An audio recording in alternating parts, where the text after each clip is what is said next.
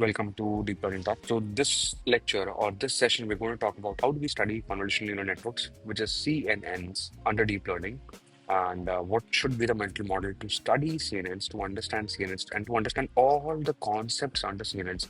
What should be the subtopics and what should be the approach? So the first thing that we should focus on doing or building is building the fundamentals, building the core idea, and building the intuition behind CNNs. The first thing that comes to my mind is understanding computer vision, largely the rise and impact of vision, the rise and impact of images, and the adoption of everything that has to do with images. You first understand theoretically what is convolution with respect to two discrete functions. What is the convolution operation between two discrete functions? So we generally do a convolution between an input image and the filter. So filter and kernel we use interchangeably. There should be no confusion in that idea. Now the convolution produces an output. The operation convolution produces an output known as feature map. So we should get comfortable with the whole terminology and the AI literature here. So we have introduced three terms right now. Input image, we know that it's nothing but pixels. It can be multi-channel image, basically RGB channels or grayscale image. Then the image has to undergo the convolution operation.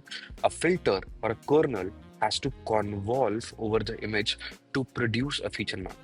So there are three terms that we have to get comfortable here with: filter, kernel, and feature map. Filter and kernel are used interchangeably, and feature map is something which is produced, which is the better representation of an image in a different coordinate system, right? Then the main idea is to study the idea of adding nonlinearity using ReLU. Now, why do we add a nonlinear activation function on a feature map? Because convolution operation is a linear operation. We need to add synthetically some nonlinearity. We use ReLU for adding nonlinearity. Then we have to perform one more operation known as pooling. So, in order to complete the whole convolution stack, we need to help the image undergo convolution operation, nonlinearity, and pooling. So CNP. After that, we can say that the whole convolution stack is completed, and now we have some non-linear representation, which we can maybe call as features, right? So now we understand what is non-linearity, how it is added using ReLU. Then now we also understand what is pooling, the idea of why we need to pool. So we generally pool to downsample. So we leverage multiple techniques to pool.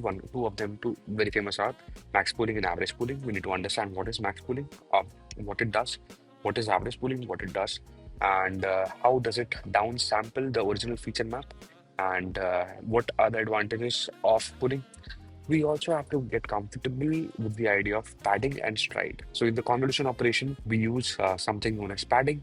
It's basically when we want to cover all the boundaries, or you can imagine the bezels or the corner boundaries of an image. And stride is the step size that we want to is basically convolving a small filter, maybe a 2 by 2 or 3 by 3 filter on an image. So stride helps you decide the step size of your sliding window. So your convolution filter is going to slide over the image step by step, like a sliding window, but on a two-dimensional sliding window, not a one-dimensional sliding window. So stride helps you decide the step size, right? So there are a lot of terminologies, but I think these terminologies are very straightforward, very simple. You should write these down and you should cover them in this particular sequence in order to learn CNNs the best, right? We need to understand that we can stack multiple of these convolution blocks together in order to build a complex architecture. The idea behind stacking multiple convolution blocks together is to develop a sense of deeper and hierarchical feature extraction, to extract deeper and hierarchical features. So, just like you can think about it with respect to neural networks. So, like in neural networks, we always stack multiple hidden layers to prove that we will have deeper understanding, richer understanding of the whole data set with multiple hidden layers. Similarly, here we stack multiple convolution blocks together in order to build a deeper and hierarchical understanding of features on the images, right? After we are done with the convolution stack, now we need some decision-making module, which is our fully connected layers, right? So we stack multiple linear layers or the fully connected layers. So here, think about fully connected layers as a traditional neural network, a deep neural network, an artificial neural network, a multi-perceptron, right? Think about the whole idea or the architecture of CNN as some convolution block and some fully connected layers. Now, these fully connected layers are very analogous to a traditional neural network, right? So we kind of flatten all the feature maps and feed it to the fully connected layers in order to build a decision-making head. So that decision-making head might be capped with softmax or any other activation function that will squish everything into probability mass or probabilities that will help us take some sort of classification decision using the CNN. So can we say that CNN is just a combination of the convolution block and a feed for a neural network? Why not? Right? So the only new thing for someone who knew neural networks is going to be the convolution block, right? But for someone who does not understand neural network, there are going to be a lot of challenges in understanding CNNs because CNNs have a downstream dependency on neural networks. Neural networks have a downstream dependency on other classical machine learning algorithms, maybe like logistic regression and linear regression, and activation functions and loss functions. So if you don't understand the idea of neural networks, it's better you skip CNN for now, right? You only come to CNN once you understand the idea of neural networks, the feed forward pass in classical neural networks, the backward pass, the idea of gradient descent, the loss functions, which is the cross entropy loss and the mean squared error. Only come to CNNs once you are ready with solid fundamentals on neural networks, right? Because there's no point in studying CNNs if you don't understand classical neural networks or deep neural networks, right? Okay. Now the mental model is very much clear. The subtopics and all the topics under CNNs are very clear. Now let's talk about the idea of implementation. Like, how do we master the coding methodology or the implementation methodology for CNNs, right? So if we want to do everything from first principles, the idea is to implement every operation from scratch using maybe the classical libraries like NumPy, right? You pick up a simple data set and like MNIST or Cypher 10, which has 10 classes, and you build a CNN, a very simple architecture of CNN with one convolution block from scratch. So when you have to build one convolution block, or when you have to build the whole architecture from scratch, what I mean by that is you write all the components from scratch: the padding operation, the pooling operation, the max pooling or average pooling, depending on which pooling you are using, the ReLU function, the flattening function, feed forward neural network layers, the forward pass and the backward pass, the whole training function, right? So this is basically the first phase or difficult way, the hard way to do things, right? You implement every component from scratch because you will get the understanding of CNN from the first principles. And the second phase, or let's say a little easier one, but also very meaningful, is why don't you build an architecture of a CNN in PyTorch, right?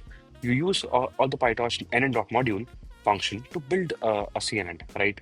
And you can use the existing optimizer that is there in PyTorch, and you can write a training function, the feed forward pass, and the predict pass. Just take help of PyTorch and everything that is available in the neural network module. And using that CNN, you can again train on a simple data set, right? Now, the third phase is now that you're comfortable with the architecture of CNN, now you know all the operations under CNN, why don't you pick up an existing state-of-the-art CNN and maybe retrain it or fine-tune it on a smaller data set, right? So let's say you implement a small VGG16 architecture in PyTorch and you retrain it or basically train it on Cypher 10, right? So this is going to help you get familiar with existing state-of-the-art architectures. So VGG16 today might not be the state-of-the-art, but it is going to help you understand all the existing CNN-based architectures like VGG, like ResNet 50, and different variations of them. So pick up any one of them and just build the architecture using PyTorch and train it on a smaller data set. You know, the mental model of transfer learning and fine-tuning.